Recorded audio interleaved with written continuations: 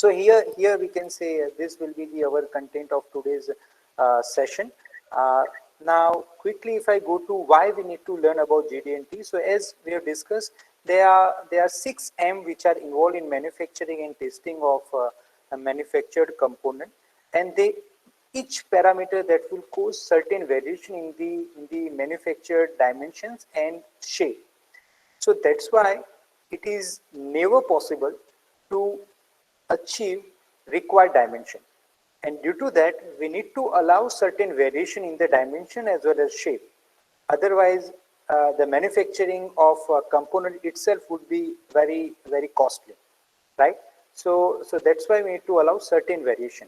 And earlier, because this is the era of mass production, because if you just talk about earlier days in 19th century, where entire product is to be manufactured by a single craftsman, right? So at that time, it's possible to do modification and complete to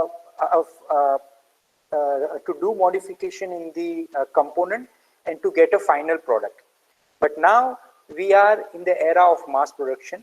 So in each product that is divided into number of components, let's take X, Y, and Z components. All these X, Y, Z components, they are manufactured somewhere else, or suppose some components, they are standard components like your fasteners, bearings and all, which generally manufacturing firm is not manufactured at their place. They are procuring that product or those standard components from outside, right? So if you are talking about X, Y, Z product, and suppose we want to assemble 100 products, then these X, Y, Z components, they should fit randomly. And now, if they need to fit randomly, and if we are not allow dimension variation, then that would be very complex to fit any X component with any Y component, right? So due to this constraint, we need to allow certain variation in the dimension and shape, right? So I hope it is clear why we should go for GD&T. Now, if you just see the product journey from design to dispatch, then I have grouped this entire journey into 3 stages. One is a design stage, second is a manufacturing stage, and third is a testing stage. So if you look in the design stage, then our first step would be to collect requirement, functional requirement of product. Based on the requirement of product, we go for design calculations, and based on design first of all, if you define any product, then you divide that product into number of components, sub-components, right? And each and every component you design based on the stress and deflections, which you learn generally in the design courses. Now, as an outcome of design calculation, you get final shape and size of component. Now, this shape and size, they are some numeric value or some fractional values, right? So you need to convert those fractional value, you need to go for round up.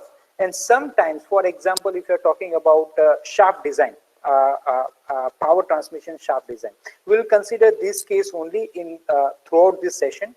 We'll discuss about assembly between power transmission shaft and bearing, right? So if you are designing power transmission shaft, then based on the principal stress theory, combined loading theory, you just find out what should be the diameter of shaft, right? And that diameter of shaft you are getting, suppose, in some fraction. Then what you do, you just round up that value close to the standard shaft available in the market, so that cost of production will drop down, right? So due to that, after design stage, you get some dimension and size and shape of product, right?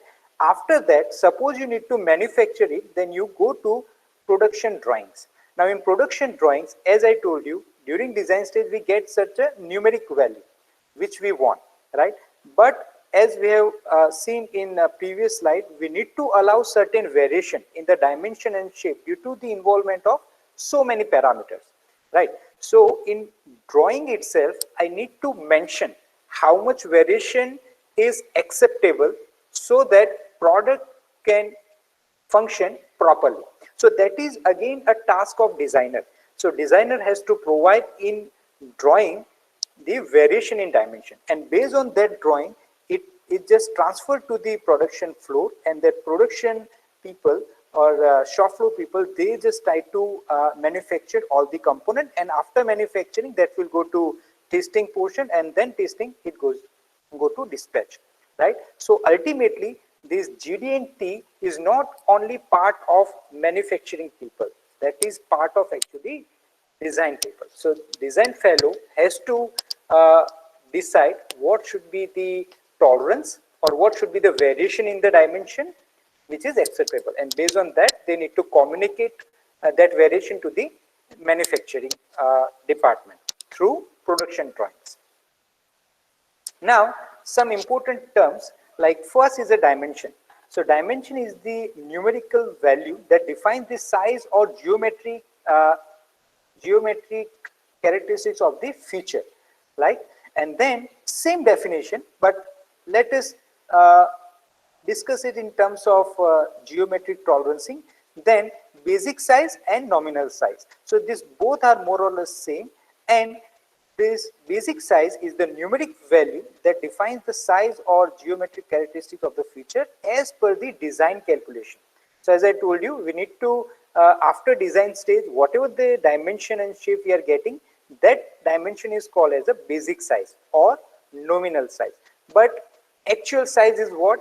After allowing variation, what as per the variation, what should be the maximum size or minimum size? That is what called as the actual size, means which we achieve actually after manufacturing, right? So that is what the meaning of basic size, nominal size and actual size. Then next is the tolerance. So this variation, this permissible variation from its nominal, from its designed dimension, that is what called as the tolerance. So in detail, if we refer tolerance, then that is amount by which product dimension is allowed to go away from designed dimension without causing any functional trouble when assembled with its matching part and put into actual service. So that variation should not be that much of large by which your product cannot function properly, right? So it should be such that your product functionality should be achieved with certain variation in the dimension, right? So that is what called as a tolerance. So let us discuss about then a tolerance grades. So these are the standard tolerance grade based on which you can find out variation in your manufactured product. So if you look here, then total 20 tolerance grades are there. IT 01, IT 0 up to IT 18, right? And each and every tolerance grade that represents certain manufacturing operation and certain application. For example, if you machine your component on lapping machine, then you can achieve dimension variation of grade IT5, right? So again, it depends on manufacturing process. So as a designer, as per the required dimension variation, he has to propose some IT grade, and manufacturer based on that IT grade select particular manufacturing operation so that we can achieve required dimension after manufacturing, right? So these are the different tolerance grade which defines actually different manufacturing operation. So in the next slide you can see remaining tolerance grades from IT6 to IT18, right? So last, or we can say very large variation we achieve in case of sand casting, and some IT18 grade, that is means we are not more bothered about dimensional accuracy. And suppose if you are building a prototype, then you not need to worry about tolerances because prototype is only a single product. But this knowledge of GD&T is very much essential whenever you are working in any MNC where they are following mass production or where standardization is required, interchangeability is required, right? So that's why this knowledge is very much essential. Now let us see how to find out permissible variation. So here you can see as a designer, I have calculated shaft dimension and basic size. As per my design calculation, I get here 27. So 527 is the diameter of power transmission shaft as per my calculation, and how much variation I am allowing. To indicate that, I have written here H7. So right now ignore this H, which is called as a fundamental deviation. Later in today's session, we'll discuss about fundamental deviations as well, but right now ignore it. We are right now talking about tolerance. So here you can see this 7 indicates IT7 grade, which is generally for turning operation on lathe machine, right? So suppose now I want to find out variation. Then you might have learned based on the tolerance index also you can find out. But here I would like to present you how you can find out permissible variation using this table. So if this is the reference, this you can refer that you find this type of tables using which you can find out the tolerance variation. So first column, if you see here, then that is diameter of your component. So if you look here, 27. So 27 is in range of 18 to 30. So we will select this row. Now these columns, they are indicating different IT grades. So here IT7. So here you can see it's IT7. Then if we combine these two column and row, then finally we get tolerance value. So this 21 micron is the permissible variation as per the IT7 grade for your size, your component size, 527, right? So this is how you can find out permissible variation using these tables. It's a very good book for design drawings, mechanical design drawings that you should refer once. Now, tolerance for matting part. So this is what we have discussed about tolerance of owning one component. But as Sir, yes, what was that 21 in the table? 21 is the variation in the dimension in micron, 21 micron. That much of variation you can allow in the dimension. Okay, okay. 27 is in mm and 21 is in micron. So to get this 27, this much of variation is allowed, because as we have discussed, exactly 20 to produce 27, it's not possible because so many parameters are involved. So that's why we have provided this much of variation. Is it clear now? Yes, sir, clear. Okay, okay, fine. So this variation is possible in both positive and negative side, right? Yeah, Tolerance on both the yeah, sides. definitely. There is a bilateral and unilateral tolerancing. So right Okay, now I have not included that part, but if time permit, then we can go for that also. Right now I am just okay. giving you basic touch of this domain, right? So later, if you have any doubt, any query, then we will definitely discuss. Okay. Now, so far we have only talked about tolerance of any one component, but that component also need to mat again some matting components. So we have male and female components, right? So here, this is whole feature. All the internal features, they are called as a whole feature. So, and all the external features, they are called as a shaft features, right? So this shaft has to match with the hole. Or now in our case, you can assume this is the inner wrist diameter of our bearing, and this is the outer diameter of power transmission shaft, and we want to assemble these two. Then we need to give variation on both the components, right? But whenever you met both the components, then uh, which fit you get, whether you get a fixed joint or you get a movable joint or you get a push joint, means minor amount of force is required to assemble these two. That is what called as a push joint, right? So that depends again on deviation, right? So that is what called as a type of fit. So when we are talking about tolerances for two matting component, then we need to know about type of fit, which type of fit we want. So next is about types of fit. So here, okay, let me just address a query which was raised just a few minutes before. So here you can see this 40 is our basic size actually, and this plus or minus 1, 0.01. So this value is what our tolerance as per the calculation, right? So, so the minimum dimension possible, minimum possible dimension will be 40 minus 0.01. So that we are getting 39.99, and 40 plus 0.01. So that we are getting 40.01. So this is called as a maximum possible dimension, and this is called as a minimum possible dimension. And difference between these two, that again gives you plus or minus 0.02, or it's a plus or minus 0.01, or it's a 0.02. So this hatch portion that represents permissible variation tolerance. Same way here also. So both the matting part, they are having same basic size. Basic size for both the matting part is same, right? Now, if we talk about types of fit, because we need to apply or we need to provide permissible variation to both the matting parts, then which type of joint we get, that will be decided based on type of fit. So generally we are having three types of fits. Again, we have sub-classification, but we'll not go in that much of detail. So right now we are considering only first hierarchy of types of fit.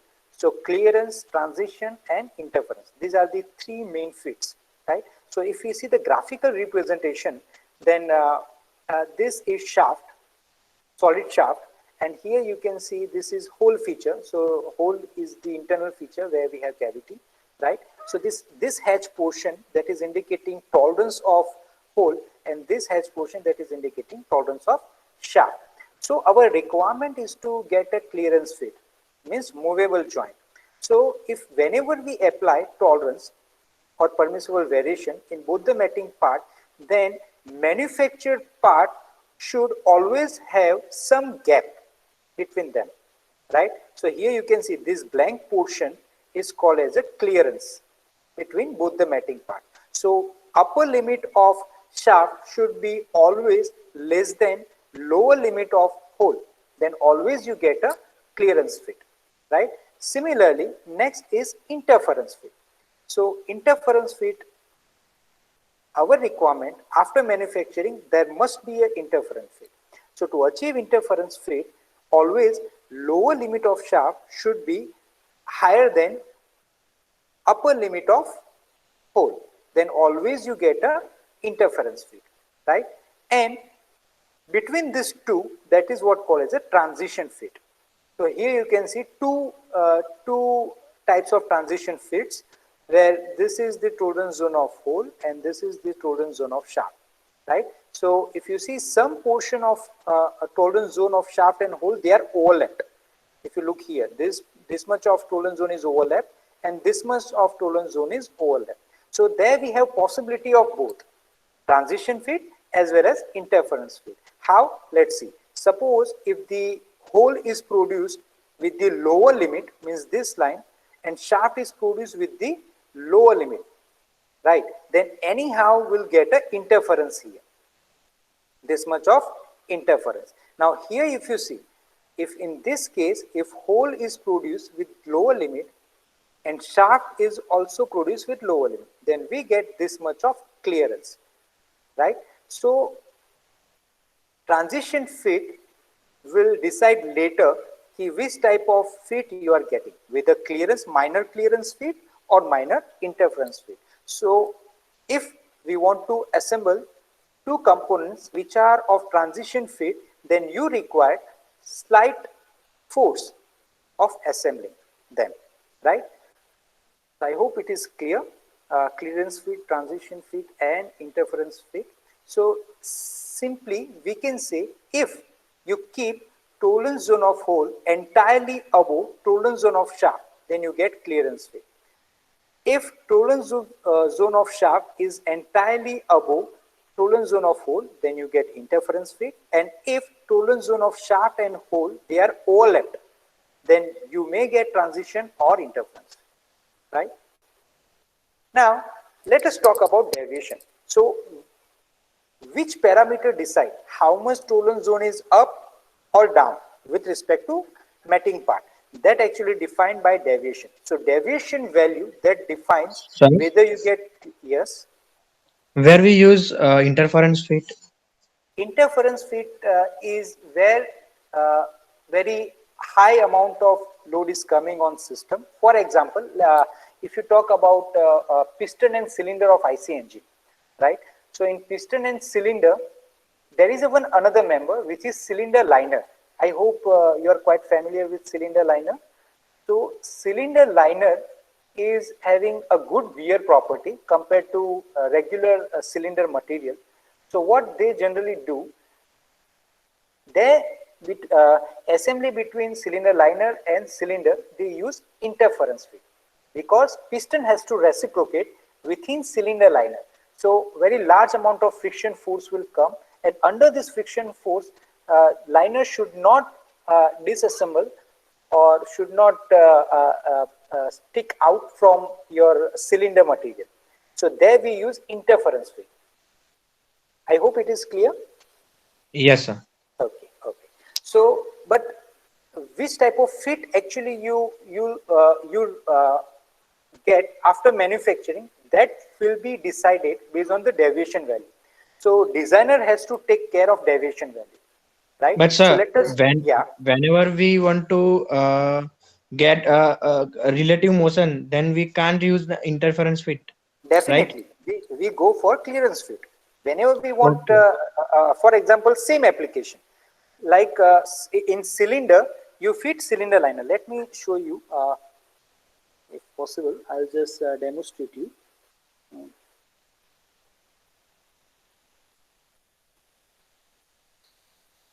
See, suppose this is cylinder,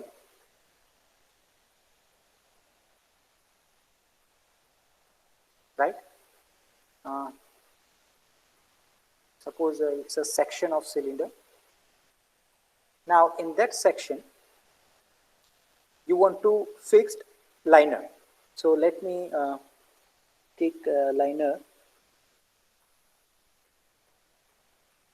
So cylinder liner always have dimension.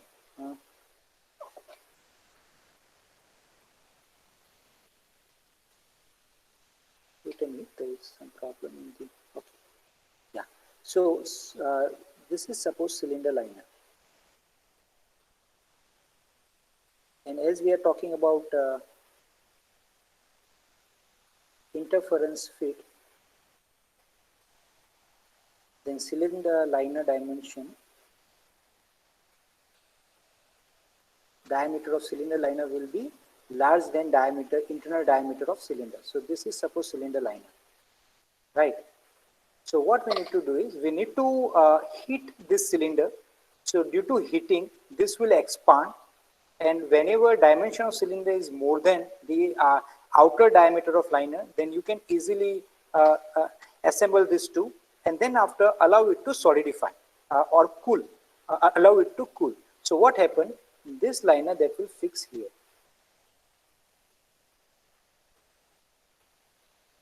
right? So there is an interference fit at the interface of cylinder internal diameter and cylinder liner outer diameter. So here we have interference fit, right? But now if we talk about piston,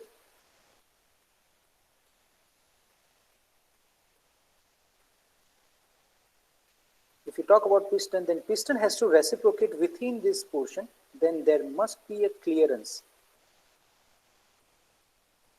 right? So this is a piston. So here you can see we have considered some clearance, right? But that clearance should not be that much of large. All the combustion gases, they leak through this. Otherwise, you will get a very less effort from the engine, right? So I hope it is clear. This graphical representation is clear, and Yes, selection sir. of yeah. So selection of fit is clear, right? So Yes, sir. And if we consider a piston ring, then it will be transition fit. piston ring is actually outside of yeah. So you're talking about somewhere here, right? Piston Yes, sir. rings. Yeah. So that is actually, if you just see the piston ring, then they are also clearance fit. They are not a transition fit because that piston rings, they are open from the end. So simply you need to just expand piston ring. They are like this. They are actually bent. If you look the piston ring, then they are like this.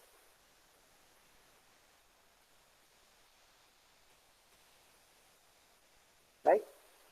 They have some thickness. If you consider this as a thickness of ring, then you need to just simply expand this and then just fit on a piston groove, and then that will remain within this. Right. So there also we have clearance actually, but very minor clearance.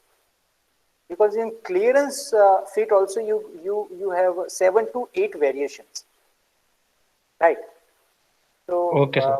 based on your requirement, you can select the fit designation. Okay. Later we will discuss how to select fit designation. So that will be clear. But right now, this is the parameter which will decide. This deviation is the parameter which will decide the type of fit which you will get after manufacturing. Right. Okay, so let us discuss one by one each and every term. So this is your zero line. Zero line is nothing but representation of basic size, right? So if you are talking about shaft, then this is your shaft diameter as per design calculations, right? And now what you have decided, let me keep this tolerance zone away from basic size. So that how much distance away, that is your deviation. So what is actual deviation? So actual deviation is difference between actual size of component and basic size, right? So actual deviation is difference between, and it's an algebraic difference, you have to take care of sign. So it's a difference between actual dimension and basic size. So this is zero line, which is tangent to your basic size line, right? So that is zero line. Now here, if you look the upper deviation, what is upper deviation? If you look, if you take difference between upper limit of component. So if this is your tolerance zone, then this line represents lower limit and this line represents upper limit, right? So if you take difference between upper limit and basic size, upper limit is, so upper limit and basic size, then this value is called as upper deviation, right? Similarly, if you take difference between lower limit of component and basic size, then this difference is called as a lower deviation. So this is called as a lower deviation. Then last is very important, which is called as a fundamental deviation. So fundamental deviation is out of upper deviation and lower deviation, which value is small? That is called as a fundamental deviation. So may I ask which deviation will be considered as a fundamental deviation for this given case, whether upper deviation or lower deviation? Lower So the deviation. limit which Definitely. is closest to the zero line. Yeah. So that's why see here, the fundamental deviation is nothing but lower deviation, right? So lower deviation is considered as a fundamental deviation. But suppose if I keep this tolerance zone below this basic size, means somewhere here, if I indicate tolerance zone, somewhere here if I place tolerance zone,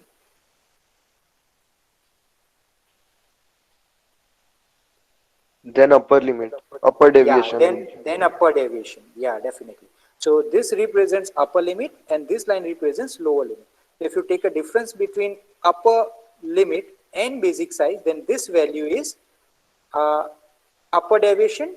If you take difference between lower limit and basic size, then this value is the lower deviation. Both will be negative, agree? Yes, Yes, sir. sir. And sir, Both Yeah, deviation yeah. So negative. both will be negative. So without considering sign, we can say this value, upper deviation value, is smaller than lower deviation value. So in this case, you will get a lower deviation as a fundamental deviation. Sorry, upper deviation as a fundamental deviation. I hope it is and clear sir, now. the second figure is for interference fit, right? No, not always. That we'll see. Okay, sir. Yeah.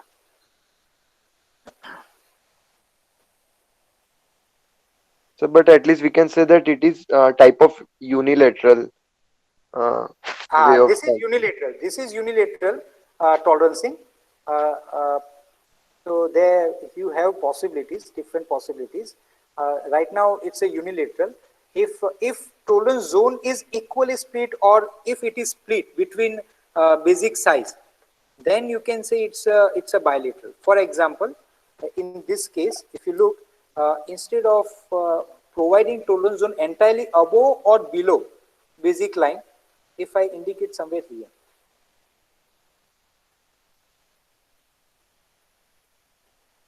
right? If this is tolerance zone, then tolerance zone is split on both the sides. Then this type of tolerance that is called as a bilateral tolerance. This is called as a unilateral, positive unilateral,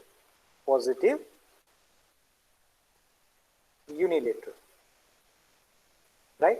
Whenever you go for bilateral, then most of the chances of transition fit, that we'll see. This will give you mostly transition fit with some condition that we'll see later, right? So I hope it is clear, unilateral and bilateral. What is the Yes. example for transition fit? Practical example. Practical example that we can see, bearing fit on shaft, that we have same problem we will discuss in our today's session. So that Okay, will sir. help. Yeah. So same we have considered. Okay. Okay. So let us move further.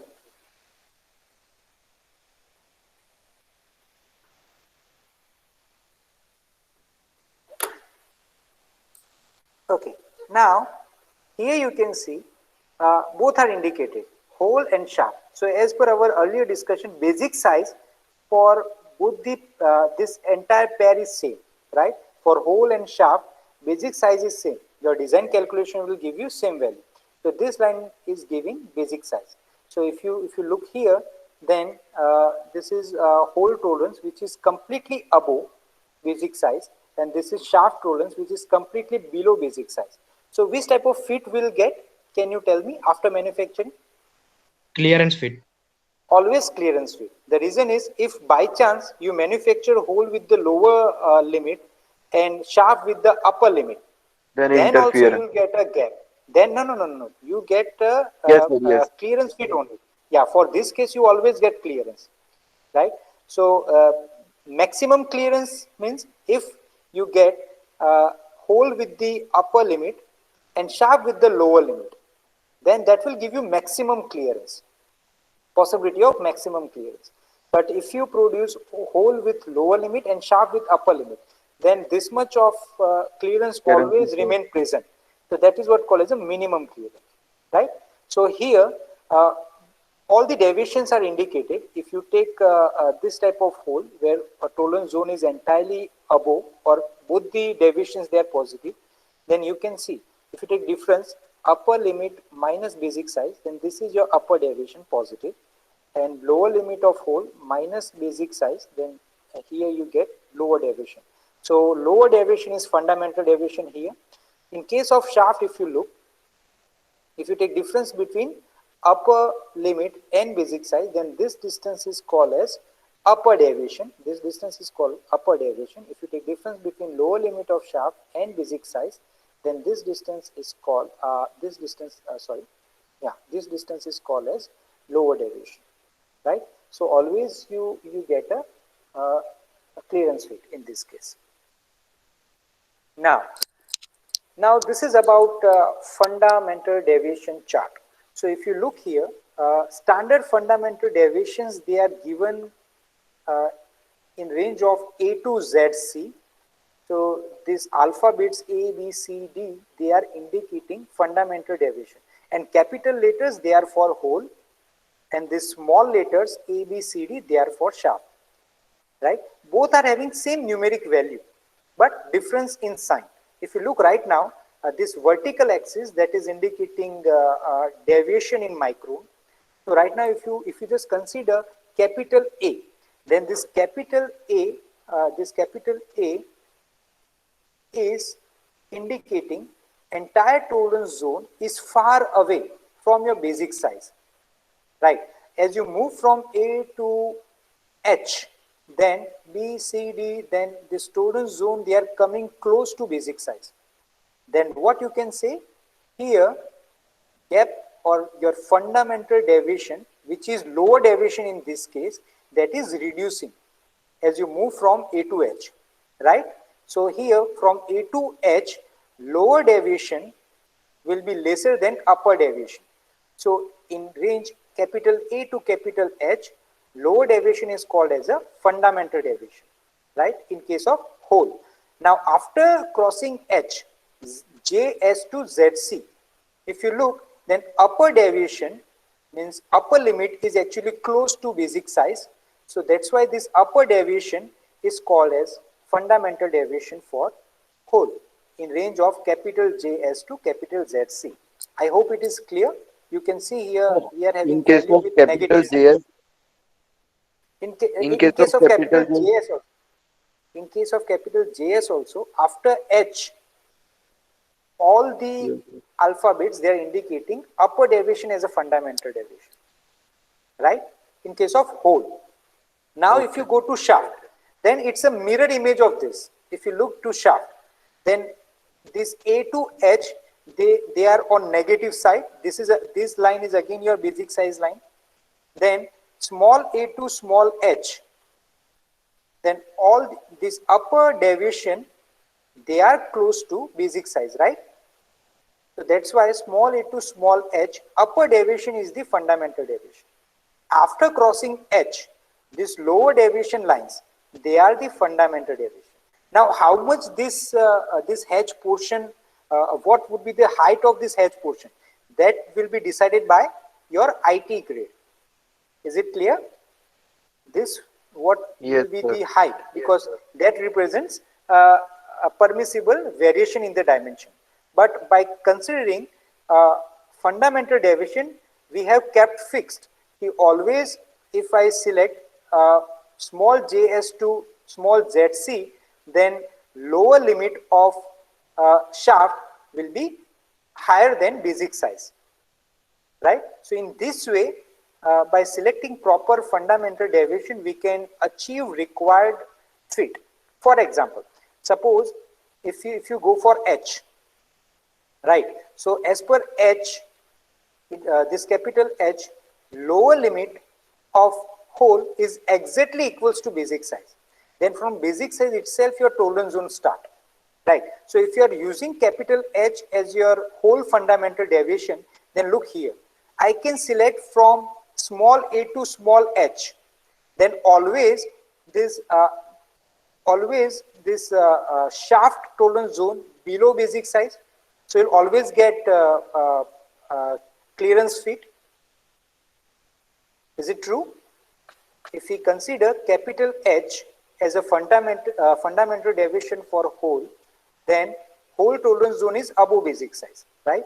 And if I select fundamental deviation for shaft from small a to small h, then always we'll get clearance. Is it clear? So we But sir, always get for, clearance. Yeah, please. for capital H and small h, there will be no clearance. It's a special case. You are true, but if I produce if I am selecting fundamental deviation capital H, then what will be the possibility of minimum diameter of hole equals to basic size? True? Yes. Yeah. If I select small h as a as a fundamental deviation of shaft, then what will be the maximum possible dimension of shaft equals to basic Basic size? size. So Basic size. you required a minor push to fit these two. So this capital H to small h, that is called as a clearance, or we can say it's a zero clearance, but type of fit is clearance fit. Okay, sir. Yeah.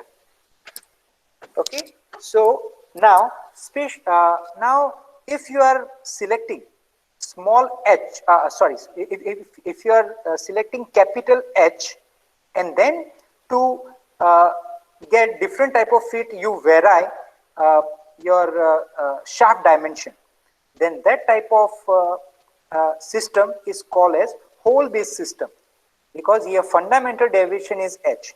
So if you look, we have selected this deviation. Now in this diagram you can see this is your basic size line.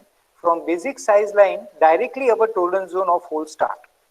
And then after, to achieve required fit, you can change dimension of shaft. So if you look here, this will give clearance. If you look these three, they will give you transition. If you look these two, then always these two, they will give you interference, right? So that type of system is called as a hole-based system. Once you fixed fundamental deviation of hole, and then after you select a particular shaft deviation, that is called as a hole-based system. Another system is shaft-based system. So as per shaft-based system, if you select small h as a fundamental deviation of shaft, so you can see here, small h as per small h in this diagram, after basic size, your shaft tolerance zone starts, and that is below basic size, right? So now in this diagram, this is your basic size line or zero line. Now this is the tolerance zone of shaft, and then to achieve different type of fit, you vary dimension of hole. So here these two will give you clearance, these two will give you transition, and finally these two, they will give you interference. Is it clear? So these are the two different systems. One is the hole-based system and second is the shaft-based system. Now, shall I ask one question? Which system is more accepted? Is there any idea to any student? Hole-based system, sir. Yeah, definitely hole-based system. Any reason? So the dimension of shaft should always be less than the hole. No. That we are recommending. But what Yes. is the Sir, possibility to get that? Yeah. sir, because tolerance in a shaft will be more, because and whole manufacturing of whole is easy than Yes, Yeah, sir. shaft. And partially right. Partially right. once the dimension of hole is designed or manufactured, we cannot change the diameter of hole. Exactly. You are correct, because hole are produced by standard drill bit, right? So always you have possibility to achieve required dimension of hole, because we are talking about mass production. Be mind well that we are talking about only mass production, not a single product. So if suppose I want to produce 100 hole of same diameter, then all those 100 holes I will produce by same drill bit, right? And opposite to that, I need to produce 100 shaft. Then to produce 100 shaft, I need to go for turning operation and with Yes. some depth of cut. So variation of shaft dimension, possibility of variation in shaft dimension would be more compared to hole dimension, right? So that's why generally hole-based system is accepted in industry for mass production. And that's why general standard fits are as per hole-based system, right? So shall we go further then? Okay, then let us talk about designation. This is about clutch member keyed to shaft. So it's a fit between clutch and shaft through key joint, right? So here you can see this 527 is the basic size of clutch internal diameter and shaft outer diameter as per the design calculations, right? Now here you can see this capital H means we are going for hole-based system, right? Yeah, so capital S stands for fundamental deviation of hole, and 7 is the IT7 grade, right? Similarly, this case, this is not, there is one mistake. We should write here small k, it's not a capital, because small letters used for shaft feature, all the external feature. So here you need to consider small k. So small k, and then 6 stands for IT grade of shaft manufacturing, right? So this is what the full understanding of fit designation. This is fit designation, and this will give us transition fit. Agree? Why it will give us transition fit? Let us see in previous diagram. If you go for H, right, then this will be the tolerance zone of hole, and next is K. So if you look here, K, right, here you get K.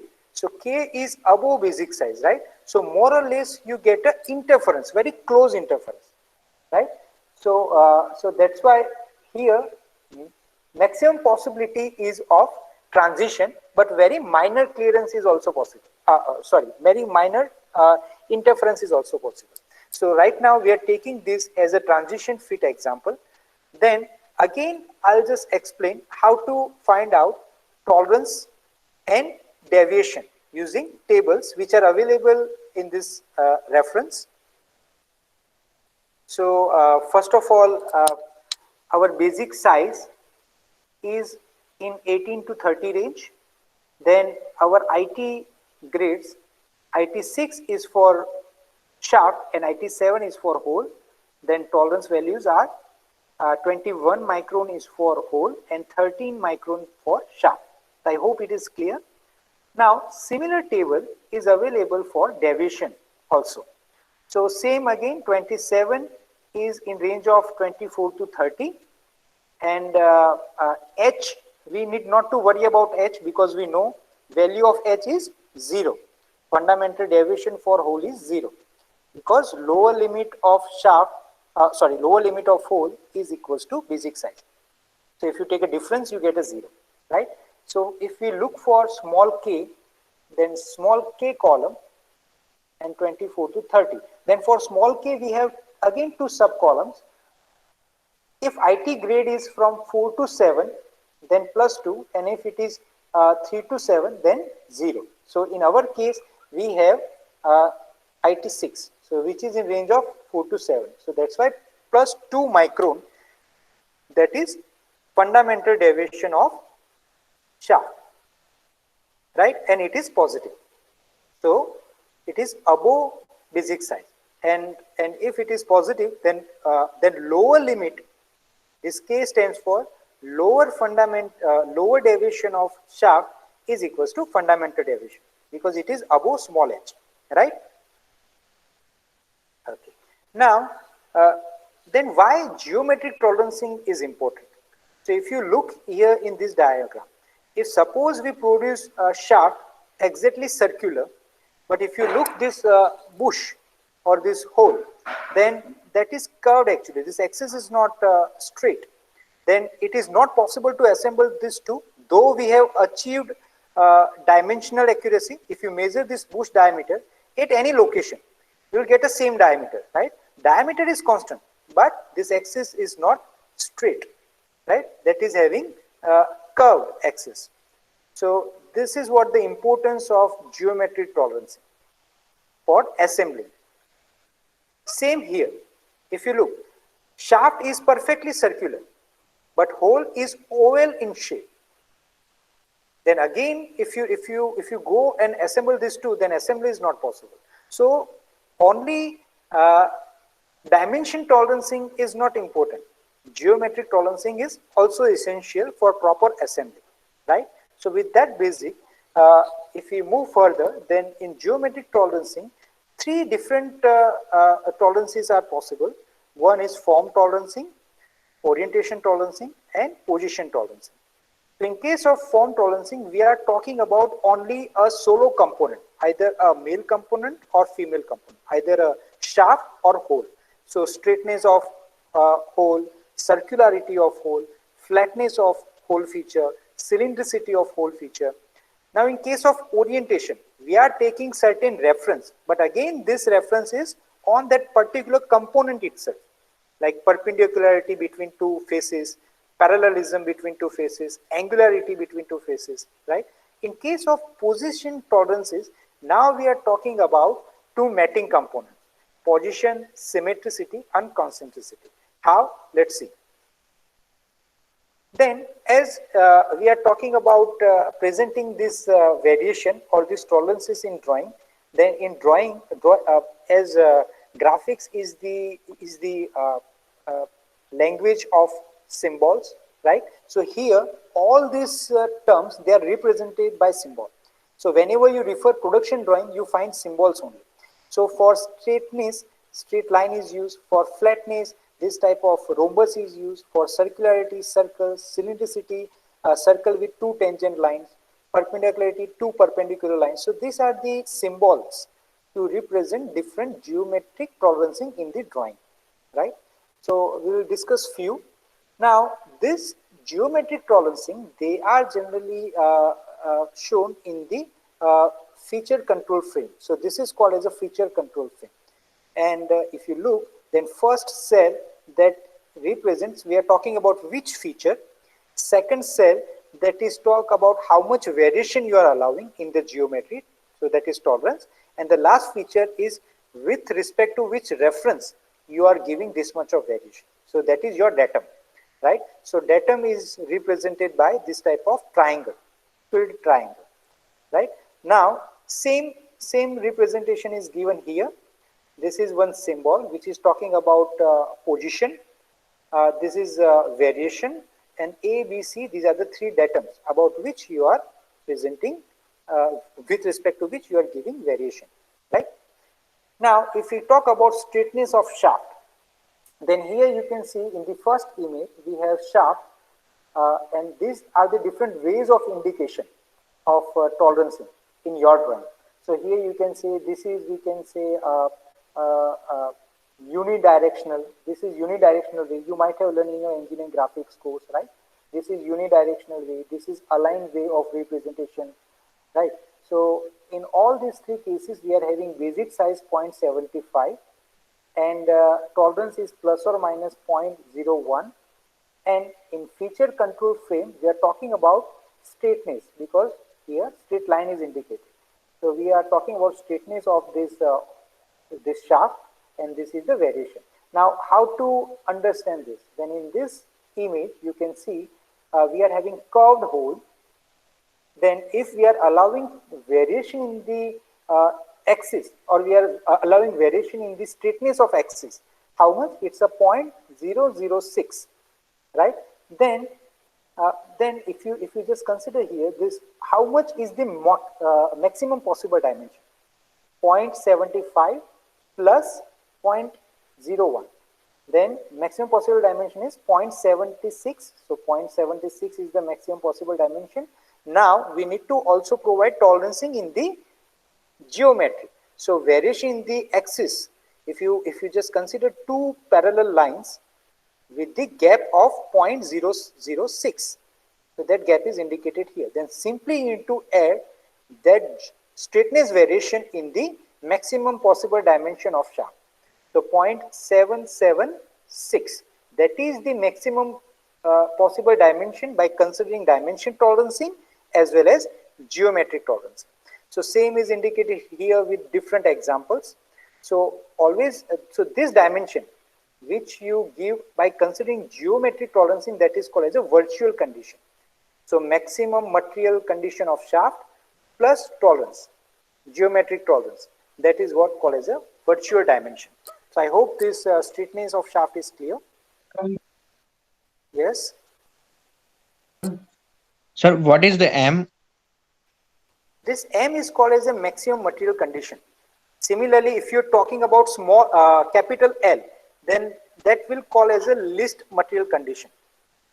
So if it is a least material condition, then from lower limit you need to give variation in the geometric dimension. But right now here capital M is selected. So it's a maximum possible dimension. If least material condition LMC is used, then we need to consider lower limit of shaft. I hope it is clear. Yes, sir. Okay. So in our cases, we have considered maximum material limit only because we are having very less time to cover this entire domain. So I just touch and go. So same here discuss for, in previous case we are talking about shaft, but right now we are talking about straightness of rectangular plate. So here also you can see, these are the two views of plate, top and side, right? Now in this view, it is given, this is basic size 0.625, variation plus or minus 0.005, it is dimension variation, right? And straightness variation with respect to maximum material limit of plate, that is 0.003, right? So you can see here, if I consider curvature of this mid plane, then how much variation is given? 0.003. So straight away I need to add this 0.003 in this dimension tolerance. So that will be the overall variation in the size and shape of the product. So here you can see, this is the matting part and this is your component. So this two has to assemble. Then you need to provide variation of 633. So we are now considering variation in shape as well. I hope it is clear. Now, in same way, we are talking about flatness, circularity, and cylindricity. Flatness means what? If you look here, this we can say perfectly flat. But this, if you look, this top surface is wavy, which is trapped between two parallel lines. So, variation in the points on plane between two parallel planes, that is what called as a flatness variation. So how much variation in flatness is given? It's a 0.003, right? So that much of variation is given. So this type of wavy surface is accepted because it is never possible to get a straight plane. It's not possible because always when you cut material, you get scratches of two, or you get tool marks on the component. So always you get some peaks and valleys, right? So that is what we are allowing here. So I hope this flatness variation is clear. Now in case of circularity, as we assume, or in drawing we have indicated a circle like this, but it is never possible to get exact this type of circular shaft.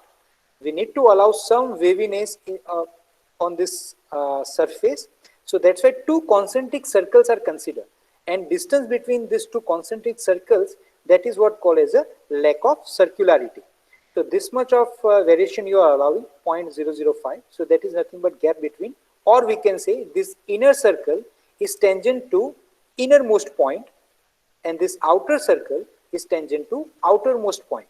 Then this gap should be of 0.005, but with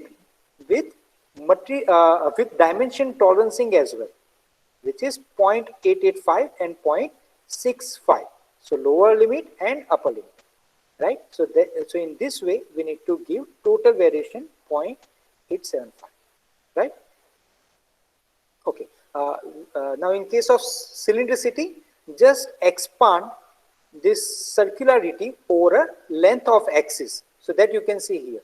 Now it is expanded over the length of axis. So we are not considering a planar quantity, but 3D entity, right? So that is what called as a cylindricity.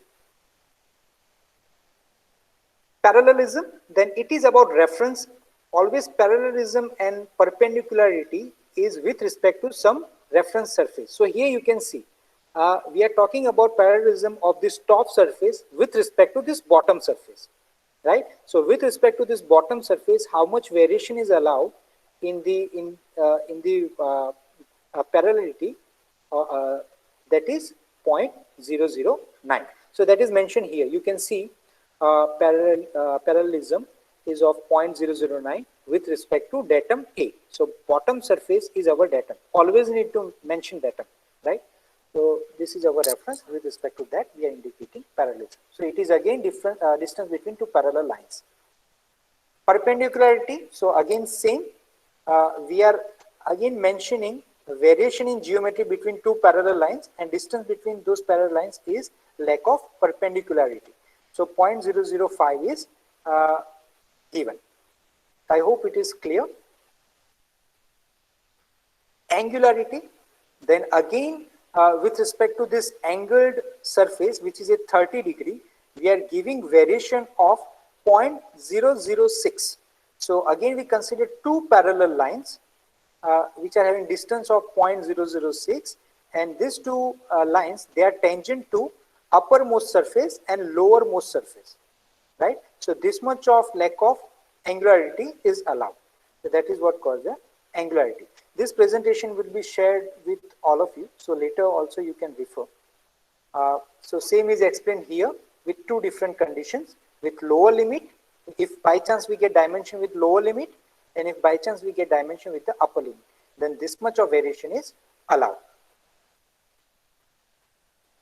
Now, thanks for patiently listening. Now, if you have any query, any question related to this topic, then you are free to ask. Why is it so important to have that much clearance or that much amount of shape perfection? I'm not able to listen you properly. There is some disturbance at your end.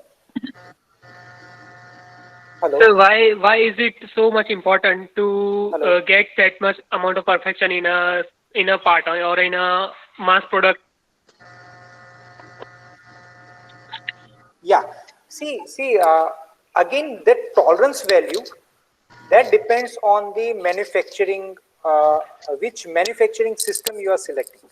For example, suppose if you are talking about piston and cylinder assembly, then you require very minute clearance in micron, right? Please mute yourself because some disturbance is coming at your end. Yeah, thank you. So if you are talking about piston and cylinder assembly, then as I told you, you need to go for very minor clearance because you require motion. But that gap should not be that much of large.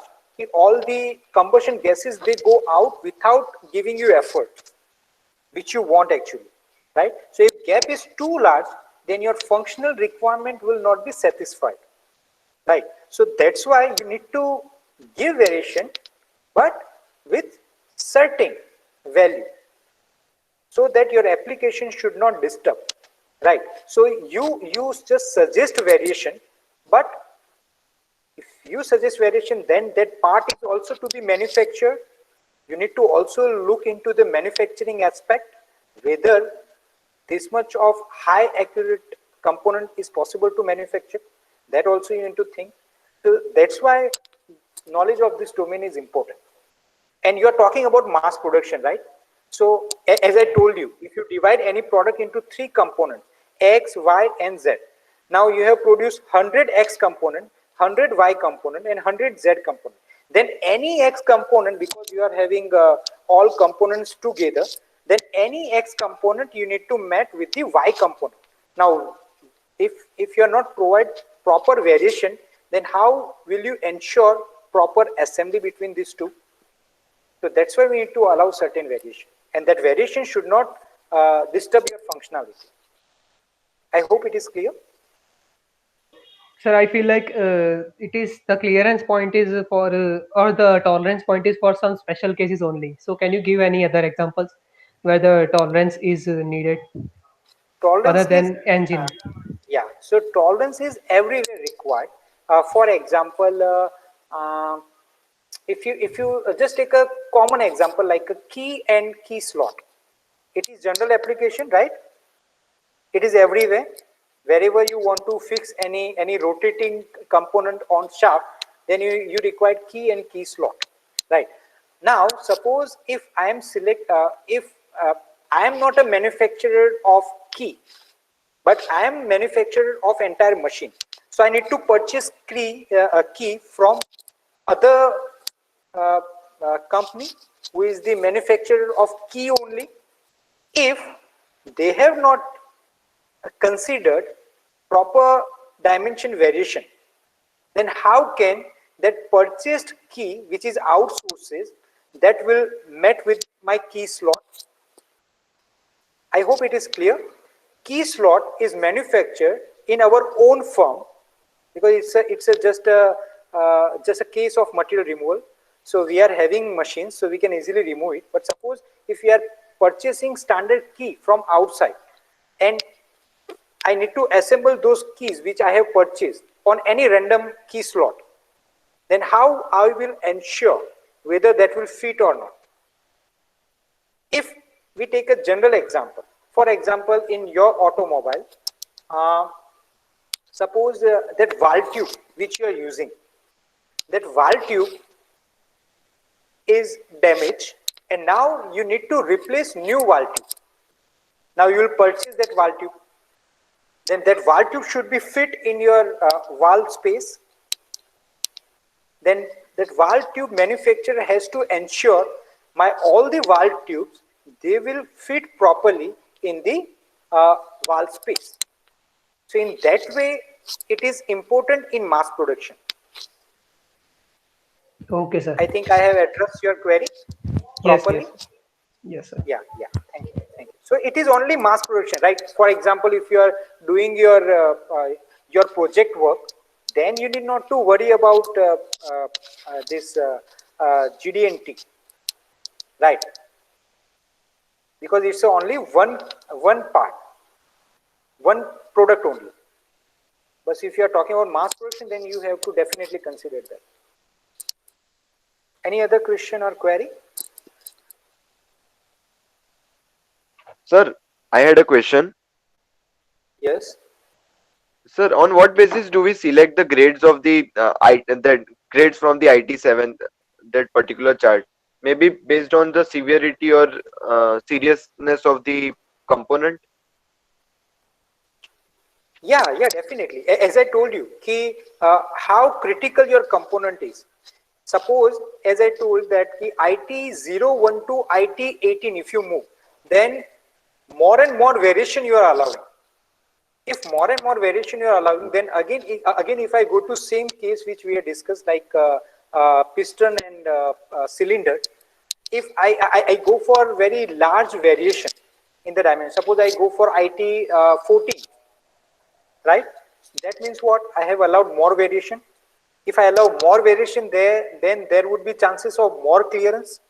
If more clearance, then you will get a less power from your engine. Correct. Right. So, as per the dimensional accuracy required in your application, you need to select IT grade. And also the cost effectiveness, or what is the budget. Let me show you what. Yeah, definitely. So, if you go for very tight tolerancing, means very minor variation. For example, अगर मुझे तो सिर्फ एक table ही बनाना है. Suppose we want to fabricate a table. Now, what is the application of table? Just a support. Yes. On the table, suppose if I go for IT01 grade. Waste of money. Yeah, waste of money. It is not required. Do I require that much of high surface finish where I just want a support only? No, right? Sir. So that's why it is not required. So here some contact details are given. Later also you can contact me if you have any query. This is my email and my website is also link also given here, and my YouTube channel link is also given here. Here you will find some technical videos related to some mechanical engineering courses, so that you can explore this chapter. This GD&T is also given in well detail on this channel. So for more, if you wish to explore more, then you can access it. Yeah. Can you rather just name your YouTube channel? Because the link, we cannot click on that link right now. I'll just send this PPT to Professor Puneet Patel. He will share it with you from just copy and paste this link. You can direct it to my YouTube channel. So what is the name of your YouTube channel? We can just search for it. Yeah, it's a Hiren Prajapati. Okay, sir. Okay. Any other question, query from your end? So shall I stop here then, Professor Puneet Patel? If they have, we will definitely contact you. Yeah. Okay. So really thank you for your effort.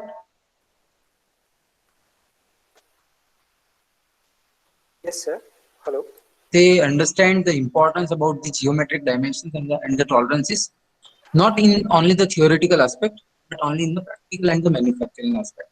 So thank you, students, for attending the session, and thank you, Hiren sir, for giving an expert talk